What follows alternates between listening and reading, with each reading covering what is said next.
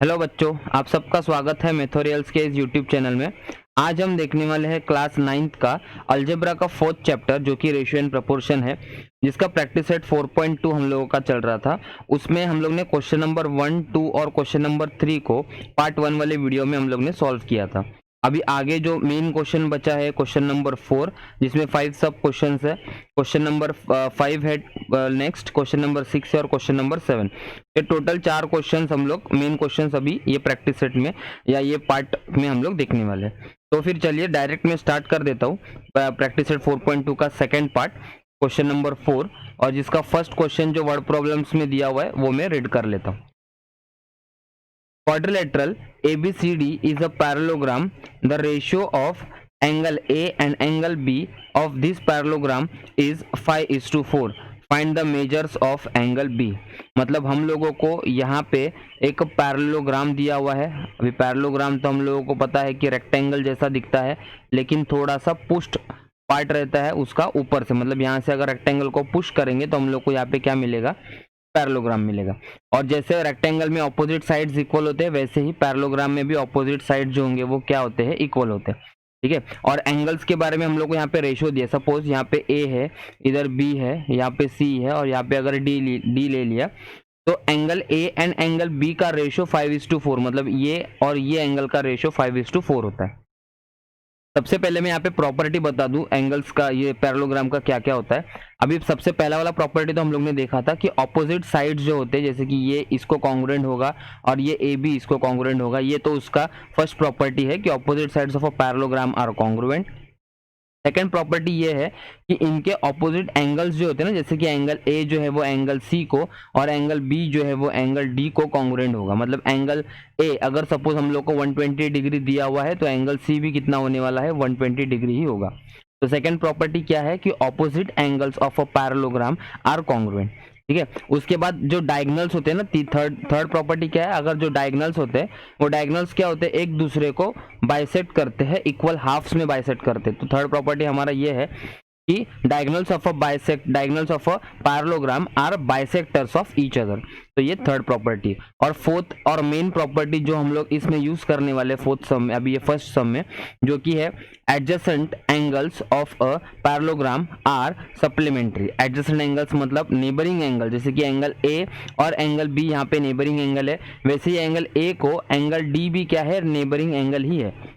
ठीक है। तो angle A and angle D या angle A and angle B जो है वो एडजेसेंट एंगल्स हो गए। ठीक है। तो वो दो एडजेसेंट एंगल्स पैरेललोग्राम के हमेशा सप्लीमेंट्री ही होते हैं। अभी क्यों सप्लीमेंट्री हो गए वो भी समझ लो। अगर कोई दो लाइंस पैरेलल है और वहां से अगर एक ट्रांसवर्सल जा रहा है तो क्या हम लोग सी शेप वाले इंटीरियर एंगल्स बोल सकते हैं दो एंगल्स को, ये एंगल का और ये एंगल का एडिशन अगर ऐड करेंगे, मतलब दोनों को ऐड करेंगे ये एंगल को, तो हम लोग को क्या मिलता है, 180 डिग्री मिलेगा। इसका रीजन क्या आता है, इंटीरियर एंगल्स। तो यहाँ पे भी सेम देखो, ए डी और बी सी पैरेलल होगा और ए बी अगर ट्रांसवर्सल होगा तो ये वाला एंगल ए एंगल और एंगल बी एंगल हम लोग को क्या मिलेगा, सी शेप फॉर्म हो रहा है। इसका मतलब दोनों एंगल्स का एडिशन कितना होता है, 180 डिग्री होगा।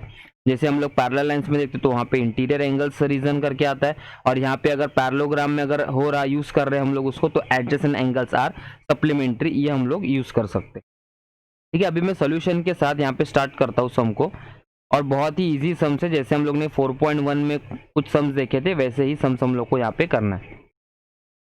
ठीक है। तो सबसे पहले मुझे वही लिखना पड़ेगा, the ratio of angle A and angle B of this parallelogram is the ratio of angle A and angle B of this parallelogram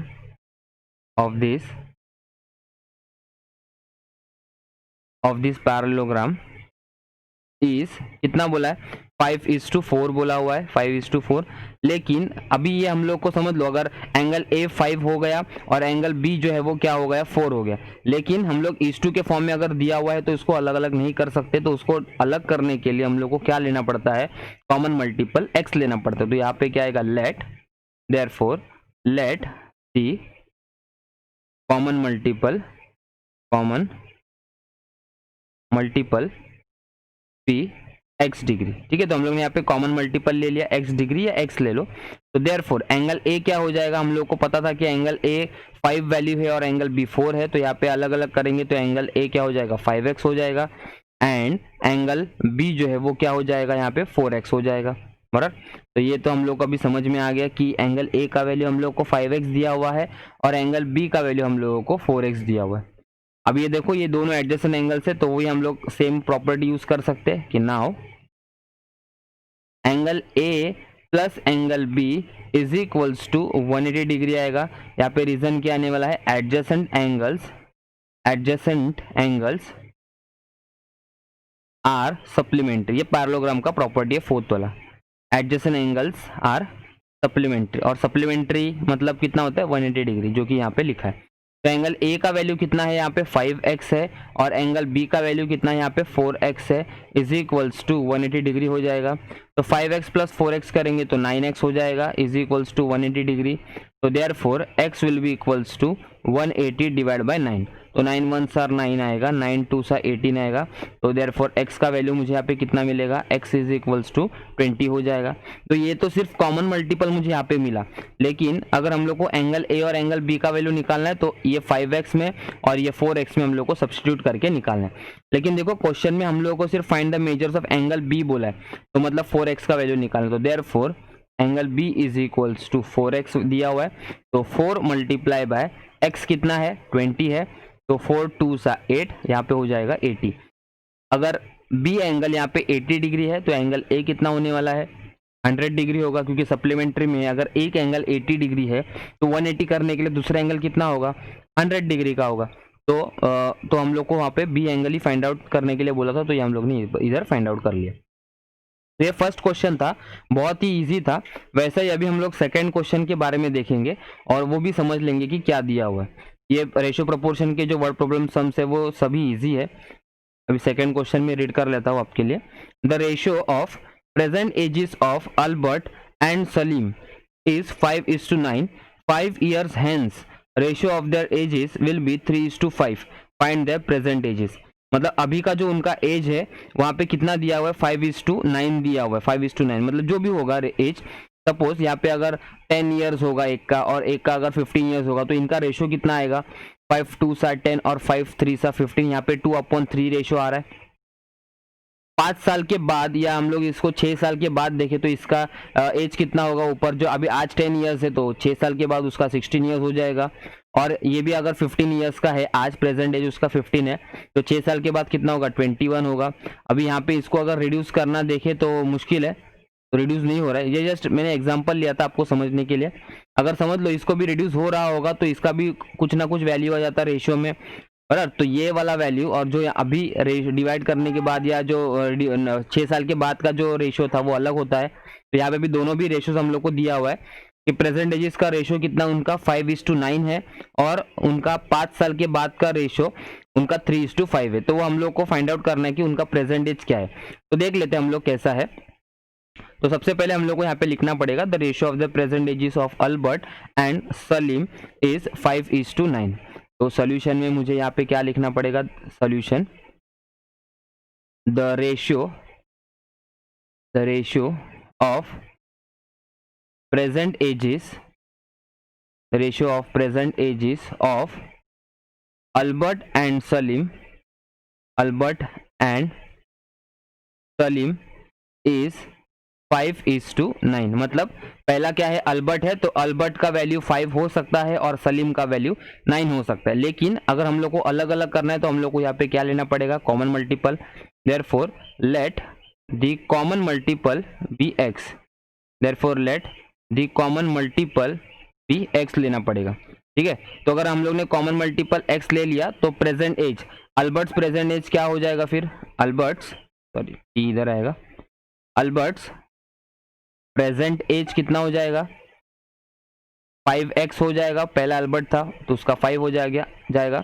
and Salim's present as कितना हो जाएगा, Salim's present age is equals to 9x हो जाएगा। सलीम का present as कितना होगा 9x होगा। ठीक है, उसके बाद कंडीशन क्या दिया है कि 5 साल बाद 5 years hence मतलब 5 साल बाद। तो अभी उनका जब प्रेजेंट एज 5x है तो 5 साल के बाद कितना होगा, 5x प्लस 5 होगा। सपोज आज का एज आपका 10 ईयर्स होगा या 12 ईयर्स होगा, जो भी है एग्जांपल में, तो 5 ईयर्स बाद कितना हो जाएगा, प्लस 5 करना पड़ेगा उसके लिए, तो हो जाएगा 15। ठीक है, समझ में आ रहा है। तो वैसे ही हम लोग को यहाँ पे करना पड़ेगा, after 5 years, after 5 years Albert का एज कितना हो जाएगा, Albert's age will be equals to 5x था प्रेजेंट एज, तो क्या हो जाएगा 5x प्लस 5 ईयर्स हो जाएगा, 5x plus 5 years. And Salim का एज कितना था, प्रेजेंट एज 9x था, and Salim's age is equals to 9x था, तो 9x प्लस 5 हो जाएगा 5 साल के बाद इसका भी। अभी इन दोनों का रेशो हम लोगों को 3:5 दिया हुआ है, मतलब उनका 5 साल के बाद का रेशो जो है ना वो हम लोगों को कितना दिया हुआ है, 3:5। तो हम लोग को यहाँ पे क्या लिखना है, अकॉर्डिंग टू कंडीशन, क्योंकि कंडीशन में हम लोग को वैसा दिया हुआ है। तो according to given condition, according to given condition दोनों का भी 5 साल के बाद का रेशो, जैसे कि यहाँ पे 5x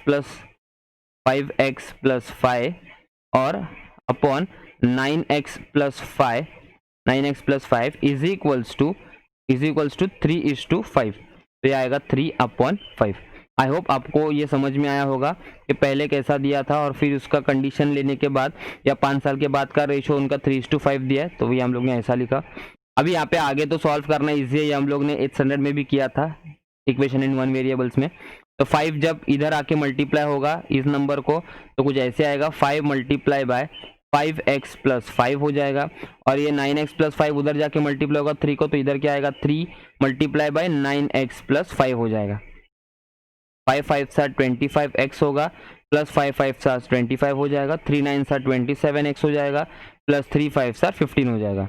अब यहाँ पे कॉमन जो है वो हम लोग को एक ही साथ में लेना है, जैसे कि 25 और 27 कॉमन लेना है, तो ये 25x और ये जब 27 यहाँ पे आ जाएगा तो हो जाएगा -27x इज इक्वल्स टू, यहाँ पे क्या है 15 है, और ये 25 जब यहाँ पे आएगा तो इधर क्या हो जाएगा -25।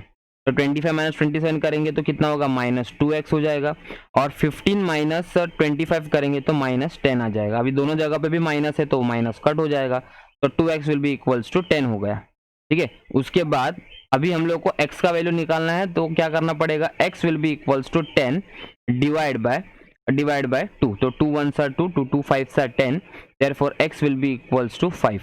ये अभी हम लोग को सिर्फ कॉमन मल्टीपल आया, अभी प्रेजेंट एज निकालना है दोनों का, तो ये हम लोग को प्रेजेंट एज जो ऊपर लिया था ना 5x और 9x, उसी में हम लोग को मल्टीप्लाई करना है। देयरफॉर क्या लिखा था हम लोग ने, अल्बर्ट्स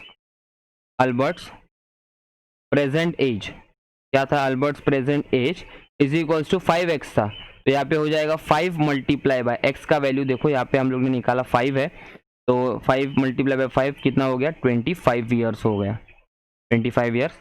एंड सलीम का एज कितना होगा, and Salim's present age is equals to 9x था, तो 9 मल्टीप्लाई बाय 5 हो गया, तो 5 9 सर कितना हो जाएगा 45। ठीक है, अभी चाहिए तो आप चेक भी कर सकते हो, अगर यहाँ पे 25/25:45 का अगर रेशियो लेंगे तो हम लोग को 5:9 आना चाहिए। तो ये जस्ट क्रॉस चेक कर रहे हैं हम लोग आप लोगों को पता चलने के लिए कि आंसर आपका आया है वो राइट है या रॉन्ग है, तो क्रॉस चेकिंग हो रहा है। तो सबसे पहले हम लोग को प्रेजेंट एजेस मतलब 25 और 45 इसका अगर रेशियो लेंगे तो हम लोग कितना दिया है, पहले 5:9 बोला है, तो क्या आएगा देखो, 5 5 25 और 5 9 45, तो यहाँ पे आएगा 5/9। ये देखो हमारा फर्स्ट जो दिया हुआ था प्रेजेंट एजेस का रेशियो वो ये फुलफिल हो गया कंडीशन उसका। उसके बाद में 5 साल बाद मतलब अभी 25 ईयर्स है, तो 5 ईयर्स के बाद उसका कितना होगा, 25 का 30 हो जाएगा, और यहाँ पे 45 जो एज है वो 5 साल बाद करेंगे तो कितना हो जाएगा, 50 हो जाएगा। तो यहाँ पे अगर 10 से डिवाइड करेंगे तो इधर क्या बचेगा, 3:5। देखो ये भी फुलफिल हो गया सेकंड कंडीशन। इसका मतलब जो हम लोग का आंसर आया है 25 ईयर्स एंड 45 ईयर्स वो दोनों भी राइट है। तो आपको सिर्फ लास्ट में यहाँ पे क्या लिखना है, स्टेटमेंट लिखना है, therefore the present ages of Albert and Salim are 25 years and 45 years respectively. ठीक है, तो ये आप स्टेटमेंट यहाँ पे आप लिख सकते हो। स्टेटमेंट लिखना वर्ड प्रॉब्लम्स में बहुत जरूरी होता है, क्योंकि हाफ मार्क्स तो आपको वो स्टेटमेंट पे ही रहेगा। ठीक है, क्योंकि उससे पूरा सम जो है वो कंप्लीट नहीं होगा। तो ये हमारा सेकंड क्वेश्चन था अभी हम लोग देखेंगे थर्ड क्वेश्चन के बारे में, और वो भी वर्ड प्रॉब्लम वाला ही है, और 3 क्वेश्चन है जो कि वर्ड प्रॉब्लम के ऊपर है, वो भी समझ लेते हैं तीनों भी question. Third question, the ratio of length and breadth of a rectangle is 3:1 and its perimeter is 36 centimetre. Find the length and breadth of the rectangle. तो यहाँ पे रेक्टेंगल के बारे में हम लोगों को दिया हुआ है, जैसे कि मैंने पहले हम लोग ने सम किया वो पैरेललोग्राम के ऊपर था, और जो कि उसके उसमें एंगल्स के बारे में दिया था। यहाँ पे अभी साइड्स के बारे में दिया हुआ है। तो लेंथ और ब्रेथ का रेशियो हम लोग को 3:1 के फॉर्मेट में यहाँ पे दिया हुआ है। मतलब जब हम यहाँ पे कॉमन मल्टीपल लेंगे तो इसका 3x हो जाएगा और यहाँ पे 1x हो जाएगा, मतलब लेंथ 3x होगा और ब्रेथ 1x होगा। तो सोल्यूशन में देखते हैं कि इसको स्टार्ट कैसे करना है हमें। सोल्यूशन में जो हम लोग को रेशियो दिया है ना पहले, उसी को लिखना पड़ेगा। The ratio of length and breadth of a rectangle is 3:1। तो यही स्टेटमेंट हम लोग को लिखना है। The ratio of length and breadth of a rectangle is कितना बोला है, 3:1 इज 3:1। तो अभी हम लोग को अलग करने के लिए क्या करना पड़ेगा, let the common multiple be x, let the common multiple भी क्या होगा, x होगा। तो इसका मतलब लेंथ कितना होने वाला है हमारा, therefore length will be equals to 3x हो जाएगा, and breadth will be equals to 1x, या तो x ही लिख सकते हैं हम लोग यहाँ पे, तो x हो जाएगा। ठीक है, सेंटीमीटर्स में अगर दिया हुआ है पेरीमीटर 36 सेंटीमीटर दिया, ठीक है, तो यहाँ पे हम लोग को 3x सेंटीमीटर हो जाएगा और यहाँ पे x सेंटीमीटर हो जाएगा। अभी पेरीमीटर के बारे में हम लोग को वैल्यू दिया हुआ है जो कि 36 सेंटीमीटर बोला है। तो हम लोग को पेरीमीटर तो पता होता है, पेरीमीटर मतलब क्या, एडिशन ऑफ ऑल साइड्स। अगर ये 3x हो गया, ये यहाँ से यहाँ तक का लेंथ 3x हो गया, ये यहाँ से यहाँ तक का लेंथ 1x हो गया, ये इधर से इधर तक का लेंथ 3x हो गया, और वापस यहाँ पे 1x होगा। तो 3x plus 1x plus 3x इधर की तरफ, और यहाँ पे वापस 1x हो जाएगा। तो सबको ऐड करके हम लोगों को वैल्यू कितना बोला है, 36 बोला है। तो पेरीमीटर का फॉर्मूला हम लोग को यूज करना है। तो now perimeter of a rectangle is equals to, हमारा फॉर्मूला क्या है पेरीमीटर का, 2 times length plus 2 times of breadth, मतलब 2 लेंथ और 2 लेंथ यहाँ पे है और यहाँ पे 2 ब्रेथ दिया हुआ है। ठीक है, तो 2l प्लस 2 भी हो जाएगा। तो लेंथ पेरीमीटर ऑफ रेक्टेंगल का वैल्यू 36 है, is equals to 2 times length का वैल्यू हम लोगों को कितना दिया हुआ है, 3x दिया हुआ है, और ब्रेथ का वैल्यू हम लोगों को कितना दिया हुआ है, x दिया हुआ है। Therefore 36 will be equals to 3 2 6x plus into 2x हो जाएगा, प्लस 2x। फिर 36 is equals to, 36 equals to कितना हो जाएगा यहाँ पे, 8x हो जाएगा। के बाद x will be equals to 36, जो कि 8x के साथ मल्टीप्लाई हो रहा है, वो यहाँ पे आने के बाद क्या हो जाएगा, डिवाइड हो जाएगा। Therefore x will be equals to 8 के टेबल में 36 कब आएगा, या 36 आता है क्या, नहीं आता। तो 8 1 8 और 8 4 32 करना है, 8 4 32 और बाद में 4 आ जाएगा, और 4 पॉइंट डालने के बाद 0, तो 8 5 40। तो डिवाइड करके मुझे यहाँ पे आंसर कितना मिल रहा है, x का 4.5 मिल रहा है, बराबर। लेकिन हम लोग को यहाँ पे ये तो कॉमन मल्टीपल मिला, अभी हम लोग को लेंथ का वैल्यू निकालना है ना। तो देयरफॉर लेंथ कितना हो जाएगा, therefore length will be equals to, length हमारा 3x था, तो therefore length is equals to 3x is equals to 3 multiply by 4.5 करेंगे, तो कितना आएगा, 3 मल्टीप्लाई बाय 4.5, 5 3 सा 15, 1 13.5 हो जाएगा, 13.5 centimetre. And breadth is equals to दूसरा क्या दिया था हम लोग को, 1x या x ही दिया था ना, तो x एक ही वैल्यू है जो कि होगा 4.5 सेंटीमीटर। तो लास्ट में हम लोग को यहाँ पे स्टेटमेंट लिखना है, देयरफॉर द लेंथ क्या पूछा था हम लोग को, length and breadth of a rectangle. Therefore the length and breadth of अ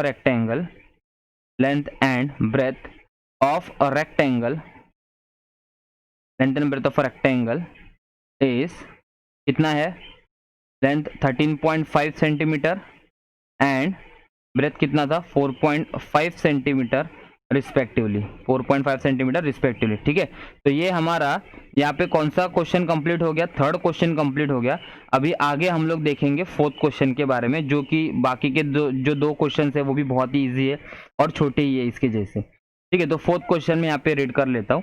क्या बोला है, the ratio of two numbers is 31:23 and their sum is 216, find these numbers. मतलब दो नंबर्स का रेशियो हम लोग को 31:23 इसमें दिया हुआ है।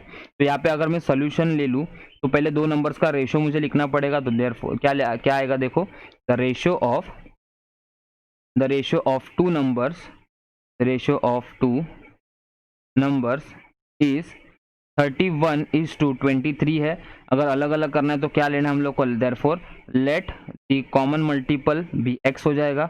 Late the common multiple be x लिखना पड़ेगा यहाँ पे, ठीक है। तो x होगा तो देयरफॉर दो नंबर्स क्या होने वाले, 31x होगा, 23x होगा। Therefore the two numbers will be, therefore the two numbers will be क्या होगा, 31x हो जाएगा और दूसरा जो है वो 23x हो जाएगा।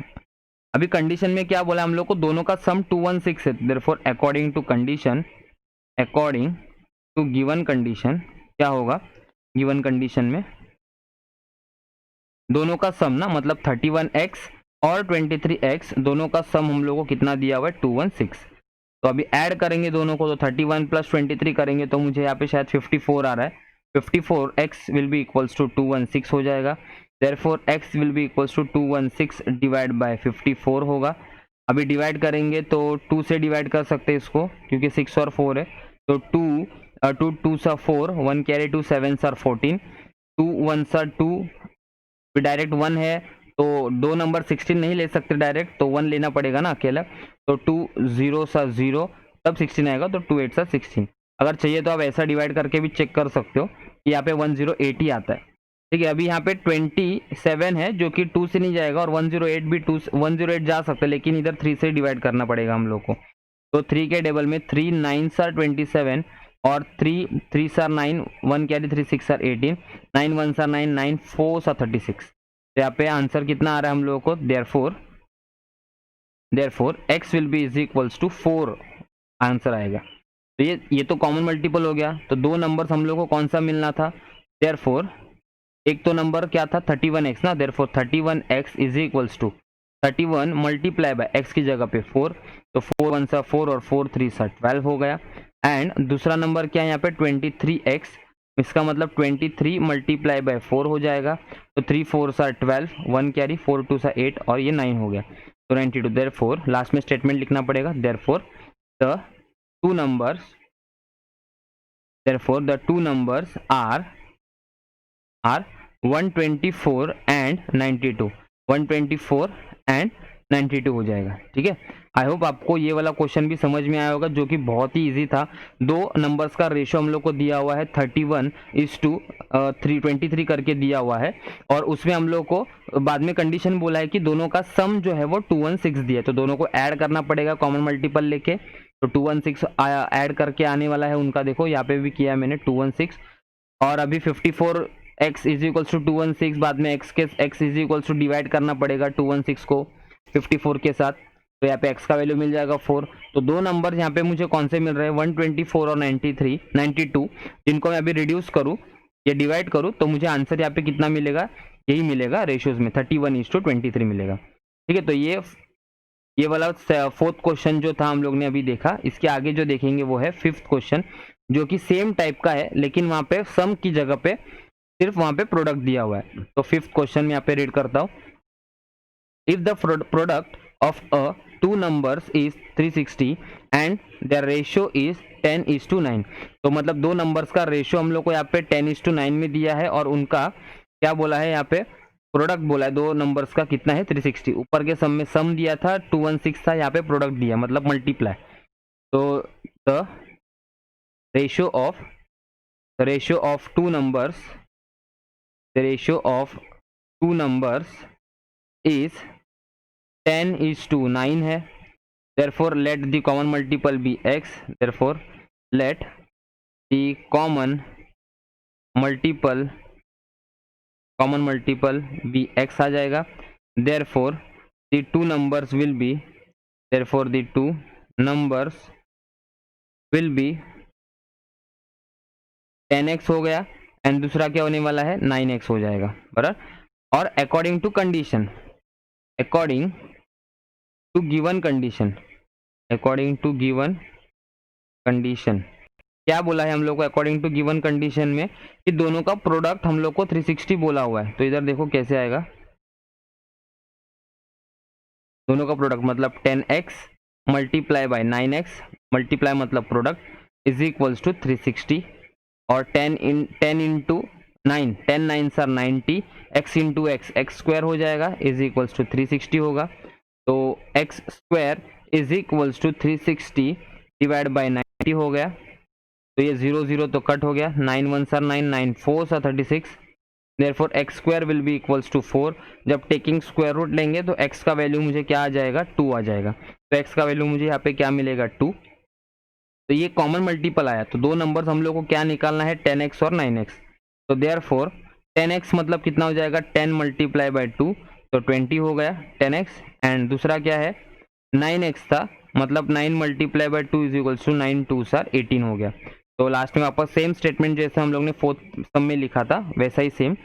देयरफॉर द टू नंबर्स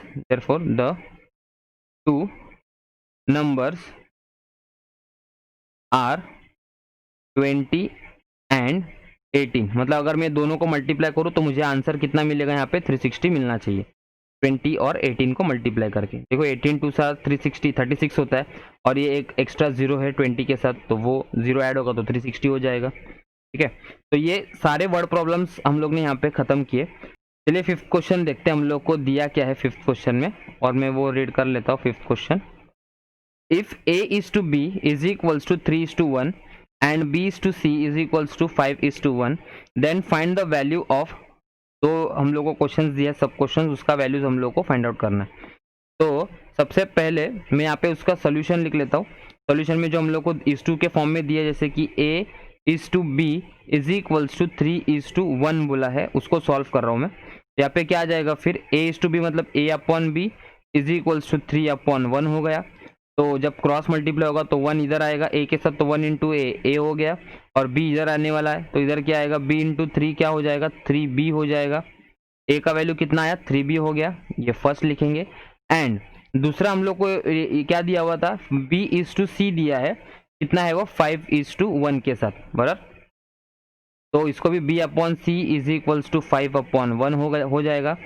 तो इधर कैसे आएगा, b इंटू 1 करेंगे तो b हो जाएगा, और 5:c करेंगे तो 5c हो जाएगा। तो ये b का वैल्यू अभी हम लोग को कितना मिला, इधर 5c मिला। तो ये क्या होगा, हमारा सेकेंड इक्वेशन होगा।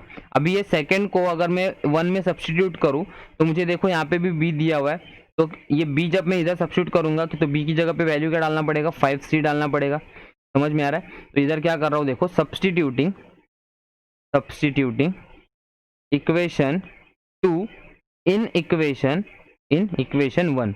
इक्वेशन 1 तो हमारा a इक्वल्स टू 3b है is equals to 3 multiply by b की जगह पे मुझे क्या डालना है 5c, जो कि देखो मैंने यहाँ से डाला इक्वेशन 2 से।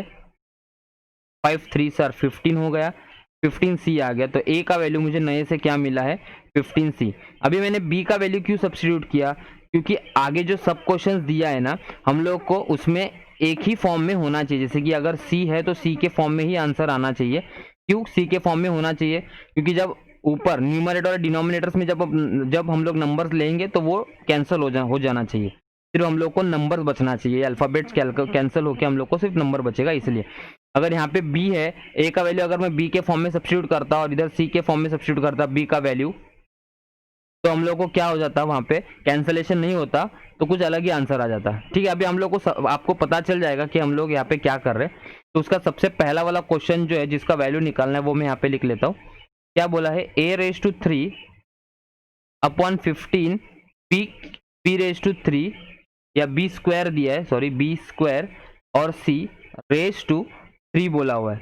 तो यहाँ पे देखो कैसा करना है, जैसे a³ मतलब a का वैल्यू क्या है हम लोग को यहाँ पे 15c दिया हुआ है। a का वैल्यू कितना है 15c, तो इधर 15c a का क्यूब है तो 15c का भी क्यूब आएगा अपॉन यहाँ पे दूसरा क्या है 15 बोला है, 15 मल्टीप्लाई बाय b² मतलब यहाँ पे क्या है 5c है ना, तो इधर क्या आएगा 5c उसका भी स्क्वायर आ जाएगा। ठीक है, मल्टीप्लाई बाय c बोला है तो इधर आएगा c, और होल अपॉन क्यूब। मैंने यहाँ पे कुछ एक्स्ट्रा नहीं किया हुआ है, जो हम लोग को क्वेश्चन दिया है उसी को हम लोग ने सब्स्टिट्यूट करके रखा है। तो अगर ब्रैकेट में ओपन करूँ तो यहाँ पे 15C 3 बार आ सकता है, 15C इंटू 15C अपॉन ये यहाँ पे देखो, ये दोनों जगह पे 15 और यहाँ पे C है, तो इधर मैं लिख सकता हूँ ना 15 इंटू सी 15C हो जाएगा, और 5C है तो 5 5 सा 25 और C का स्क्वायर, या C स्क्वायर को भी मैं यहाँ पे C इंटू सी लिख सकता हूँ, या तो 5 को भी 5 को जो दिया हुआ है 5C इंटू 5C ऐसे लिख लेता हूँ, और ऊपर रेज टू 3 वाला फॉर्म। समझ में आया? ठीक है। अभी यहाँ पे देखो 15C और ये 15C कट हो गया, यहाँ पे C इधर एक C कट हो गया, ऊपर का C इधर भी कट हो गया, 5 1 सर 5 5 3 सा 15, 5 1 सर 5 और 5 3 सा 15। बचा क्या यहाँ पे मुझे ब्रैकेट में 3 बचा, मल्टीप्लाई बाय 3, सिर्फ 3 बचा है ना, और 3 इंटू 3 और रेज टू 3, तो 3 3 सर कितना हो रहा है 9 रेज टू 3, तो 9 को 3 टाइम्स मल्टीप्लाई करना है, तो 9 9 सर 81, और 81 इंटू 9 मुझे क्या आएगा 729 आ रहा है। देखो तो इसका वैल्यू हम लोग को यहाँ पे मिल गया, तो वो भी मैं लिख लेता हूँ वापस, a cube upon 15b square c, तो इसका होल क्यूब का वैल्यू कितना आया है 729। देखो आप लोगों को अभी समझ में आया होगा कि मैंने ए का फॉर्म और बी का फॉर्म दोनों भी सी के फॉर्म में क्यों कन्वर्ट किया, क्योंकि न्यूमरेटर और डिनोमिनेटर में सी वाला वैल्यू जो भी होगा ना वो सब कुछ कैंसिल हो जाना चाहिए, इसीलिए किया। तो यहाँ पे सब कैंसिल होने के बाद सिर्फ नंबर बचा, तो ये कितना आया आंसर इसका हम लोग को 729। ठीक है, तो आगे हम लोग सेकंड क्वेश्चन देखते हैं इसका। आई होप आपको ये वाला क्वेश्चन भी समझ में आया होगा, जो कि बहुत ही ईजी था। उसका आगे का क्वेश्चन क्या दिया है, a रेज टू 2 बोला है और 7bc बोला है, a raise to 2 upon 7bc is equals to, तो a का वैल्यू हम लोग ने क्या देखा था, a इक्वल्स टू 15c था, तो 15c a का है और a का स्क्वायर है, तो इधर 15c का स्क्वायर हो जाएगा, अपॉन 7 इंटू b का वैल्यू हम लोग को यहाँ पे क्या दिया हुआ है 5c बोला है, ये 5c और ये पहले से ही c है वो, तो 15 को मैं ऐसे लिख सकता हूँ 15 मल्टीप्लाई बाय 15 या 15c मल्टीप्लाई बाय 15c लिख सकता हूँ, और इधर 7 multiply by 5c multiply by c। ये देखो यहाँ पे भी हम लोग ऊपर नीचे देखेंगे तो एक c इधर c के साथ कैंसिल, ये c इधर के साथ कैंसिल, और ये 5 1 सर 5 और 5 3 सा 15 हो गया। तो नेक्स्ट स्टेप में क्या आएगा 3 मल्टीप्लाई बाय 15 अपॉन 7, यहाँ पे कुछ रिड्यूस नहीं हो रहा, तो 15 3 सर 45, और नीचे क्या बचेगा 7, और ऊपर आएगा a स्क्वायर अपॉन 7bc, तो a स्क्वायर अपॉन 7bc का वैल्यू भी हम लोग को यहाँ पे लिखना पड़ा, कितना है 45:7 या 45 अपॉन 7 हो गया। ठीक है, तो ये हमारा फिफ्थ क्वेश्चन था, जो कि बहुत ही इजी था। सिर्फ इसमें ये क्या करना था, हम लोग को सी के फॉर्म में दोनों को कन्वर्ट करना था, मतलब सी के फॉर्म में लेके आना था। तो सिक्स वाला क्वेश्चन देखते हैं यहाँ पे क्या दिया हुआ है, if square root of 0.04 multiply by 0.4 multiply by a is equals to 0.4 multiply by 0.04 multiply by square root of b, then find the ratio of a upon b।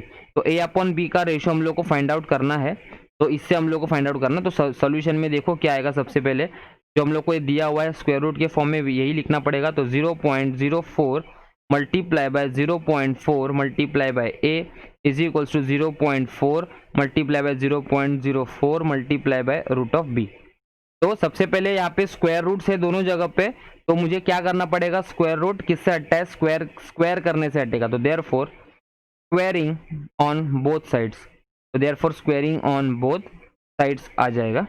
तो इसका मतलब यहाँ पे अगर मैं करूँ प्रॉपरली तो स्क्वायर रूट के अंदर तो आएगा ही, उसका स्क्वायर हो जाएगा 0.04 मल्टीप्लाई बाय 0.4 और मल्टीप्लाई बाय a उसका स्क्वायर, और यहाँ पे क्या होगा 0.4 multiply by 0.04 multiply by root of b उसका होल स्क्वायर।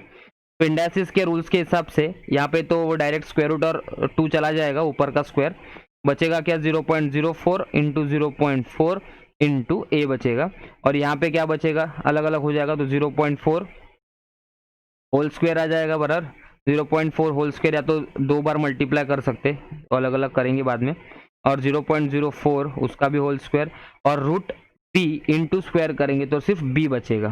ठीक है, आई होप आपको ये समझ में आया होगा। कुछ एक्स्ट्रा किया नहीं है मैंने, सिर्फ स्क्वेयरिंग करके जो वैल्यूज निकालना चाहिए था वो मैंने यहाँ पे निकाला। हम लोग को वैल्यू किसका निकालना है, a अपॉन बी का, या a/b का वैल्यू निकालना। तो a देखो यहाँ पे है वो ऊपर ही रहेगा, और b यहाँ पे है जो कि इसके नीचे आने वाला है यहाँ पे, तो न्यूमरेटर में आएगा। और बाकी जो भी कुछ a के साथ प्रेजेंट है वो कहाँ चला जाएगा, इस साइड में आएगा, और वो भी डिनोमिनेटर में आएगा।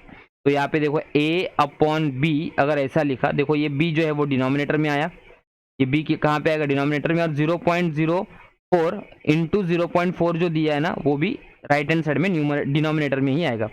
तो 0.4 उसका स्क्वायर, और यहाँ पे 0.04 उसका स्क्वायर, और डिनोमिनेटर में 0.04 इंटू 0.4। ठीक है, समझ में आया आपको। यहाँ पे जो भी कुछ था, ये वाले दो टर्म्स वो मैंने डिनोमिनेटर्स में लिखा, और ये b जो यहाँ पे था मल्टीप्लाई हो रहा था, वो भी यहाँ पे डिनोमिनेटर में ही आया। ठीक है, एक 0.04 नीचे का, इधर वाला एक 0.04 ये कट होगा एक वाले इसके साथ, ये 0.4 यहाँ पे कट होगा इसके एक नंबर के साथ। तो यहाँ पे बचेगा क्या, therefore a upon b is equals to 0.4 multiply by 0.04 बचेगा, मल्टीप्लाई बाय 0.04 बचा। ठीक है, तो यहाँ पे अगर हम लोग मल्टीप्लाई करें तो इसका आंसर कितना मिलेगा हम लोग को, therefore a upon b is equals to 0.0 multiply करके चेक करते हैं, 0.04 इंटू 0.4, 4 4 सा 16, 1 ऊपर, 4 0 0 और 1, 4 0 सा 0 0 0 0, ये हो जाएगा 6 1 0 0। 3 नंबर के बाद पॉइंट है, मतलब यहाँ पे इधर आने वाला, तो 0.016 ये पॉइंट में आया। लेकिन अगर मुझे पॉइंट हटाना है तो नेक्स्ट स्टेप में मुझे क्या करना पड़ेगा, मल्टीप्लाई बाय जितने भी नंबर के बाद पॉइंट है उतने जीरो से ऐड करने पड़ेंगे। तो a अपॉन बी कितना आएगा, यहाँ पे 0.016 है, मतलब पॉइंट के बाद 3 नंबर से, तो 1000 से मल्टीप्लाई होगा। तो नीचे भी कितने नंबर से मल्टीप्लाई होगा, 1000 से ही मल्टीप्लाई होने वाला। तो a upon b is equals to, ये मल्टीप्लाई होने के बाद 16 आएगा, और यहाँ पे 1000 आएगा। अभी रिड्यूस कर सकता हूँ मैं 2 से, तो ये 2 8 आर 16 हो जाएगा, और 2 5 आर 10 और 0 0, 2 4 आर 8 और 2 250 आर, अच्छा आगे भी डिवाइड हो रहा है, तो 2 2 सा 4 और 2 1 सा 2, 2 2 सा 4 और 2 5 सा 10। तो लास्ट अभी हम लोग को यहाँ पे वैल्यू जो मिलने वाला है a अपॉन बी का, तो वो क्या है देख लो, a upon b will be equals to 2 upon 125 होगा। ठीक है, a upon b will be equals to कितना आया हम लोग को वैल्यू, 2 अपॉन 125। आई होप आपको ये समझ में आया होगा। यहाँ पे आंसर होना चाहिए था, ये फाइनल आंसर हो सकता था, लेकिन वो पॉइंट में आया, इसलिए हम लोग को उसको कन्वर्ट करना पड़ा, और फिर वो हमारा देखो आंसर किस में आ गया, रेशियोज में आ गया। ठीक है, तो ये हम लोग ने सॉल्व किया। अभी इसके बाद अभी एक ही क्वेश्चन बचा हुआ है, जो कि 7th वाला क्वेश्चन है, तो वो हम लोग देख लेते हैं कि क्या दिया हुआ है। x+3, अभी डायरेक्ट उसके सोल्यूशन के फॉर्म में लिख लेता हूँ मैं। x+3 इज टू, हम लोग को यहाँ पे x+11 दिया है, is equals to x-2 is to x+1 दिया है। फाइंड आउट करने बोला है कि find the value of x, तो इस टू के फॉर्म में दिया, मतलब अपॉन्स में आएगा, तो x+3 upon x+11 is equals to x-2 upon x+1 हो जाएगा। अब ये तो पता है क्रॉस मल्टीप्लीकेशन में ये इसके साथ मल्टीप्लाई होगा और ये वाला इधर मल्टीप्लाई होगा। तो देखो कैसे आएगा, x+3 और ये आएगा x+1 is equals to x-2, इधर आएगा x+11। तो अगर हम मल्टीप्लाई करें, एक को ब्रेक करना पड़ेगा, तो यहाँ पे आएगा x+1 +3 बचा हुआ इसका आधा पार्ट, वापस x+1, और इधर भी x+11 -2, वापस से क्या आ जाएगा x+11। तो x इंटू एक्स करेंगे तो x², x इंटू 1 करेंगे तो 1x, मतलब ये इसके साथ भी मल्टीप्लाई, इसके साथ भी मल्टीप्लाई होगा। तो यहाँ पे भी सेम 3x के साथ भी मल्टीप्लाई होगा और 3 1 के साथ भी मल्टीप्लाई होगा, तो 3x + 3 हो गया। और यहाँ पे भी same x into x x², x into 11 करेंगे तो 11x, -2 into x 2x, minus plus minus, और 2 11 सा 22। तो ये x² कट हो गया, जो कि दोनों तरफ है। बचेगा क्या यहाँ पे x, 1x मतलब x हो गया, सॉरी 1x + 3x है ना, तो दोनों लाइक टर्म्स है, तो 4x हो जाएगा, +3 is equals to 11x - 2x कितना होगा, 11 - 2 9x - 22 हो जाएगा। अभी नेक्स्ट स्टेप में लाइक टर्म्स, तो 4x - 9x, और ये -22, ये जब इधर आएगा 3 तो हो जाएगा -3। 9 माइनस 4 5 होगा और बिगर नंबर का माइनस साइन, और माइनस माइनस प्लस करके 22 प्लस 3 25 होगा और बिगर नंबर का माइनस साइन, माइनस माइनस वापस से कट हो जाएगा, पॉजिटिव नंबर आएगा, मतलब 25 डिवाइड बाय 5 हो गया। ठीक है, तो 25 डिवाइड बाय 5 अभी क्या क्या होगा मल्टीप्लाई करके, तो 5 1 सर 5 और 5 5 सर 25। तो देयरफॉर x का वैल्यू मुझे यहाँ पे कितना मिलेगा, x will be equals to 5। यही हम लोग को फाइंड आउट करने के लिए बोला था कि x का वैल्यू फाइंड आउट करके निकालना है, फाइंड आउट करना है रेशियो से। तो आई होप आपको ये वाला पूरा जो सम था वो भी समझ में आया होगा। और हम लोग ने आज जितने भी सम्स किए, क्वेश्चन नंबर 4 से लेकर क्वेश्चन नंबर 7 तक, ये लास्ट वाला सम था, और क्वेश्चन नंबर 4 के 4 वर्ड प्रॉब्लम्स थे, और वो भी शायद आप लोगों को समझ में आया होगा। अगर आपको कुछ भी डाउट होगा तो आप कमेंट सेक्शन में आप नीचे लिख के भेज सकते हो। ठीक है, अगर ये वीडियो आपको पसंद आया है तो आप इस वीडियो को लाइक कीजिए, शेयर कीजिए, कमेंट कीजिए और चैनल को सब्सक्राइब करना ना भूलिए। Thank you.